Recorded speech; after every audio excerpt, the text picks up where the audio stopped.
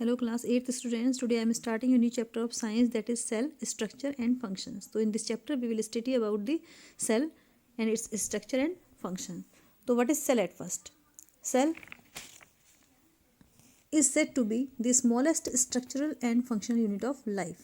So all the living organisms are cellular in nature, means all the living organisms are made up of cell. You have already learned that things around us are either living or non living. और आपको पहले ही पढ़ा है आपने, आप जानते हैं कि जितने भी लिविंग आप हमारे आसपास जो भी जितनी भी चीज़ें हैं, दीज आर लिविंग और नॉन लिविंग। कुछ लिविंग है और कुछ नॉन लिविंग है, means some have life and some do not have life. Further you may recall that all living organism carry out certain basic function. और आपको ये भी मालूम है कि जितने भी लिविंग ऑर्गेनिज्म होते हैं तो कुछ बेसिक फंक्शंस को परफॉर्म करते हैं। So can you list these functions? तो क्या इन फंक्शंस की आप लिस्ट बना सकते हैं? That performed by the living organism like breathing, growth, respiration, reproduction. There are many functions that the living organism perform. Different sets of organ perform the various functions you have listed. तो different जो organs हैं उनका जो group है वो अलग अलग functions को परफॉर्म करता है, जो आपने लिस्ट आउट की है, जो लिस्ट बनाई है आपने। तो in this chapter you shall learn about the basic structural unit of an organ which is the cell. तो इस चैप्टर में आप किसी भी ऑर्गन का जो स्ट्रक्चरल यूनिट है उसके बारे में पढ़ेंगे, दैट इज़ द सेल। तो you will study about the cell in this chapter. तो cell may be compare to brick. तो सेल को हम ब्रिक से कंपेयर कर सकते हैं, मीन्स ईंट से कंपेयर कर सकते हैं। Bricks are assemble to make a building. जिस तरीके से ईंटों को हम असेंबल करके एक के ऊपर एक ईंटों को रख के हम बिल्डिंग को बनाते हैं, similarly cells are assemble to make the body of every organism. तो इसी तरीके से सेल्स को असेंबल करके किसी भी ऑर्गेनिज्म की बॉडी बनती है। You can see this, this is a wall of bricks. You can see here this wall is made with the help of bricks, and similarly this is the onion peel cell. And now discovery of cell. Robert Hooke in 1665 observed slices of cork under a simple magnifying device. 1665 में Robert Hooke ने cork के slices को एक simple magnified device या simple magnifying glass की help से observe किया। And cork is a part of bark of a tree. तो पेड़ की जो बार्क है that is called the in Hindi छाल। जो पेड़ की जो छाल होती है उसी का एक पार्ट है cork. In he took thin slices of cork and observe them under a microscope. अब उसने जो कॉर्क है, जो बार्क ऑफ ट्री है, उसके छोटे छोटे स्लाइसेस को माइक्रोस्कोप के अंदर ऑब्जर्व किया। ही नोटिस्ड पार्टीशन बॉक्सेस और compartment in the cork slice. तो उन्होंने देखा, उन्होंने ऑब्जर्व किया कुछ कंपार्टमेंट कॉर्क स्लाइसेस के partition boxes. You can see this figure, cork cell as observe by the Robert Hooke. तो उन्होंने जो ऑब्जर्व किया under microscope, this is the observation, ऐसा उनको स्ट्रक्चर दिखाई दिया। These boxes appeared like a honeycomb. तो ये जो बॉक्सेस थे, जो कंपार्टमेंट थे, it appeared like a honeycomb, जैसे मधुमक्खी का जो छत्ता होता है उसी के तरीके के ये बॉक्सेस दिखाई दिए। He also notice that one box was separated from other by a wall और अ पार्टीशन। तो उन्होंने ये भी नोटिस किया कि एक बॉक्स दूसरे बॉक्स से सेपरेटेड है एक वॉल के द्वारा। एक वॉल है जिसके द्वारा ये सेपरेट है। You can see this wall, one box is separated by the other with a wall. This is the wall.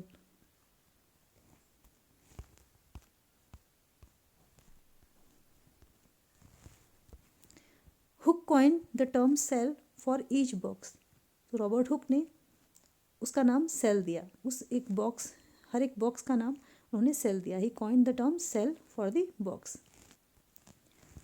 What Hooke observed as boxes or cell in the cork was actually dead cell.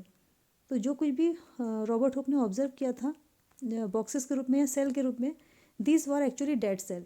The bark of trees cells are dead cell.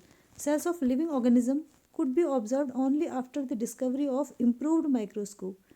तो जो cells हैं living organism के, जो sales थे, these the observed by the Robert Hooke, these were the dead cell, and the living organism could the cells of living organism could be observed only after the discovery of improved microscope. तो जो discovery हुई living organism के sales की, तो ये जो discovery हुई वो इम्प्रूव्ड माइक्रोस्कोप की डिस्कवरी के बाद पॉसिबल हो सकी.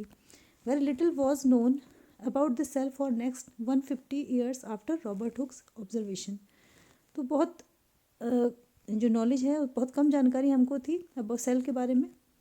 नेक्स्ट 50 ईयर्स तक, रॉबर्ट हुक के ऑब्जर्वेशन की नेक्स्ट 50 ईयर्स तक बहुत कम जानकारी हो पाई थी सेल के बारे में. Today we know a lot about cell structure and its function because of improved microscope having high magnification. और आजकल हम लोग बहुत कुछ जान पाए हैं सेल के स्ट्रक्चर के बारे में, उसके फंक्शंस के बारे में, because improved microscope having high magnification, क्योंकि जो इम्प्रूव्ड माइक्रोस्कोप है इट हैव हाई मैग्निफिकेशन. इसकी जो मैग्निफिकेशन है वो बहुत ज़्यादा है, जिसकी हेल्प से हम उसकी मैग्नीफाइड इमेज को, किसी भी सेल की मैग्नीफाइड इमेज को देख पाए और उसके अंदर के जो ऑर्गेनल्स हैं उनको भी हम ऑब्जर्व कर पाए. Now the cell. Both bricks in a building and cell in the living organism are basic structure unit. So for any building, the bricks are the structure unit, and for any living organism, the basic structure unit is cell. The buildings, though built of similar bricks. जो buildings है, अब आपने देखी building की जो walls हैं वो similar bricks से बनी हुई हैं. Have different design, but although they are build of similar bricks, but उनका जो डिज़ाइन है वो डिफरेंट डिफरेंट होता है. शेप डिफरेंट होंगे, साइजेस डिफरेंट्स होंगे. Similarly in a living world organism differ from one another but all are made up of cells. तो इसी तरीके से लिविंग वर्ल्ड में जितने भी ऑर्गेनिज्म हैं वो एक दूसरे से डिफर हैं बट सभी सेल से बने हुए हैं. तो cell in the living organism are complex living structure unlike non living bricks. तो लिविंग ऑर्गेनिज्म के जो सेल्स हैं उनका जो स्ट्रक्चर है this is very complex in comparison of non living bricks. तो नॉन लिविंग ब्रिक्स के कंपैरिजन में जो सेल्स हैं लिविंग ऑर्गेनिज्म के, इनका जो स्ट्रक्चर है that is very complex structure. पहली is thinking a hens egg can be seen easily. Is it a cell और अ ग्रुप ऑफ सेल्स. तो हैन के एग को हम देख पाते हैं, आसानी से देख सकते हैं. तो is it a cell, a single cell or a group of cells? Yes, this is a single cell, but we can see with the eyes without the microscope. This is a single cell. Hen's egg is a single cell. The egg of hen represent a single cell and is big enough to be seen by the unaided eye. तो जो egg है hen का, it is a single cell and it is big enough. ये इतना बड़ा होता है कि इसको हम किसी भी अनएडेड आई से, means without the help of microscope या without the help of any magnifying glass we can see it easily. Now organism show variety in cell number, shape and size. How do scientist observe and study the living cells. तो scientist ने कैसे observe किया और कैसे study की living cells की. दे use microscope विच magnifying object. तो उन्होंने माइक्रोस्कोप का यूज़ किया जो कि ऑब्जेक्ट को मैग्नीफाइड, उसकी ऑब्जेक्ट, किसी भी ऑब्जेक्ट की मैग्नीफाइड इमेज को देख सकता है. Stains dye are used to colour parts of the cell to study the detailed structure. तो स्टेन्स या डाइज का यूज़ किया गया उस सेल के पार्ट्स को कलर करने के लिए, ताकि उनके जो अलग अलग पार्ट हैं उनकी डिटेल स्टडी हो सके, उनकी डिटेल स्ट्रक्चर की स्टडी हो सके. There are millions of living organisms. You know that there are millions of living organisms. They are of different shape and sizes. उनका shape और sizes भी different है. Their organs also vary in shape, size and number of cells. और उनके जो organ है, जितने भी organism, million of organism है, उनका जो shape है, size है वो अलग अलग है, और उनके organ के shape और size भी अलग अलग हैं, और number of cells भी सब में अलग अलग हैं. तो let us study about some of them. तो उनमें से कुछ के बारे में हम पढ़ते हैं. Number of cells. Can you guess the number of cells in a tree, tall tree, or in a huge animal like the elephant? The number runs into billion and trillion. तो जो हम किसी भी ट्री या किसी भी huge animal like elephant, इनके जो नंबर ऑफ सेल्स हैं उनको काउंट नहीं कर सकते. The numbers runs two billion and trillion. तो ये नंबर बिलियंस या ट्रिलियंस में हो सकते हैं. Human body has a trillion of cell which vary in shapes and sizes. अब ह्यूमन बॉडी के अंदर भी ट्रिलियंस ऑफ सेल्स हैं and they are vary in sizes, shapes and size. उनका जो शेप और साइज़ है वो अलग अलग है. Different group of cells perform a variety of functions. तो अलग अलग जो सेल्स के जो ग्रुप हैं वो अलग अलग फंक्शंस को परफॉर्म करते हैं. A billion is 1,000 million. Billion is 1,000 million and a trillion is 1,000 billion, और ट्रिलियन 1,000 बिलियन के बराबर है. Organism made of more than one cell are called multi cellular. तो ऐसे ऑर्गेनिज्म जिसके बॉडी के अंदर मोर देन वन सेल होगी, we can see this multi cellular. Multi means many and cellular means cell, means multi cellular organism have more than one cell. And the number of cells being less in smaller organism do not in any way affect the functioning of the organism. तो किसी भी smaller organism में number of sales का कम होना से उसके functioning में कोई भी प्रभाव नहीं पड़ता है. मीन्स नंबर ऑफ सेल्स अगर कम है, किसी भी स्मॉलर ऑर्गेनिज्म में नंबर ऑफ सेल कम होंगे क्योंकि उनकी बॉडी छोटी है, तो इसका उनके फंक्शनिंग पर, उसके फंक्शंस पर, उनके बॉडी की जो फंक्शनिंग है उस पर कोई भी इफेक्ट नहीं पड़ता. And you will be surprise to know that an organism with billions of cell begin life as a single cell which is a fertilised egg. तो आप ये सरप्राइज होंगे जानकर कि कोई भी organism with billions of cell, जिसमें trillion and billions of cell होते हैं, तो वो अपनी लाइफ को एक सिंगल सेल से स्टार्ट करता है. मीन्स उसकी लाइफ जो है वो एक सिंगल सेल से बनी हुई होती है, which is a fertilised egg. जैसे मीन्स हम ह्यूमन है तो हमारी लाइफ भी एक सिंगल सेल से बनी हुई, that is a fertilised egg. जब मेल गैमेट और फीमेल गैमेट का फ्यूज़न होता है तो फर्टिलाइजेशन की प्रोसेस होती है, and after fertilisation are zygote is formed. और जाइगोट क्या है? एक सिंगल सेल है. तो हमारी जो लाइफ है एक जाइगोट से स्टार्ट हुई है, मीन्स अ सिंगल सेल से हमारी लाइफ स्टार्ट हुई है.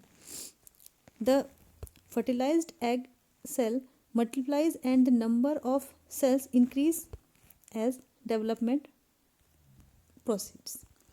तो जो फर्टिलाइज्ड एग है उसके अंदर की जो सेल होती है वो मल्टीप्लाई होती है तो नंबर ऑफ सेल्स जो है वो इंक्रीज हो जाते हैं. सेल्स का नंबर जो है बढ़ते जाता है जैसे, और इस तरीके से डेवलपमेंट की जो प्रोसेस है वो आगे को बढ़ जाती है. Look at the figure 8.3 A and B. You can see this figure. This is the figure of amoeba and this is of paramecium.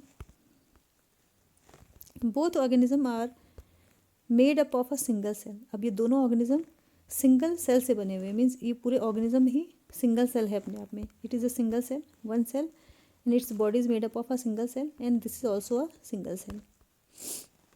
The single cell organism are called unicellular. तो ऐसे organism जिनकी body एक single cell है, that these are known as unicellular. Means the single cell organism are known as unicellular. Uni means one and cellular means cell.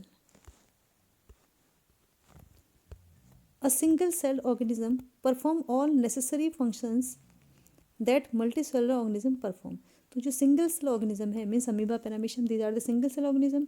तो इनकी body में भी वही सारे फंक्शन परफॉर्म होंगे जो उनकी बॉडी के लिए ज़रूरी है. जो नेसेसरी फंक्शन है ये एक सिंगल सेल ही परफॉर्म कर पाएगी, जैसे कि मल्टी सेलुलर ऑर्गेनिज्म परफॉर्म करते हैं. A single-celled organism like amoeba captures and digests food, respires, excretes, grows and reproduce. तो जो सिंगल सेल ऑर्गेनिज्म है लाइक अमीबा और पैरामीशियम, ये अपने फूड को कैप्चर करते हैं और उसको डाइजेस्ट करते हैं. फिर रेस्पिरेशन की प्रोसेस भी इनमें होती है, एक्सक्रीशन की. अगर रेस्पिरेशन हुआ है, कैप्चर किया है, फूड का डाइजेशन होगा तो एक्सक्रीशन भी होगा, मीन्स जो वेस्ट मटेरियल है वो बॉडी से बाहर भी जाएगा. ग्रोथ भी इनकी होगी एंड रिप्रोडक्शन भी होगा, मीन्स अपने जैसे ऑफस्प्रिंग ये प्रोड्यूस करेंगे. Similar function in multicellular organism are carried out by groups of specialized cell forming different tissues. तो सिमिलर फंक्शन, ऐसा ही फंक्शन मल्टीसेलुलर ऑर्गेनिज्म में भी होता है. They carried out by the group of specialised cell. इनमें क्या होगा कि जो स्पेशलाइज्ड सेल हैं उनका जो ग्रुप है वो क्या बनाएगा? डिफरेंट टाइप के टिश्यूज़ बनाएगा. And tissues in turn form the organ. Means group of cell form the tissue and tissue form the organs. And remaining part we will discuss in next video.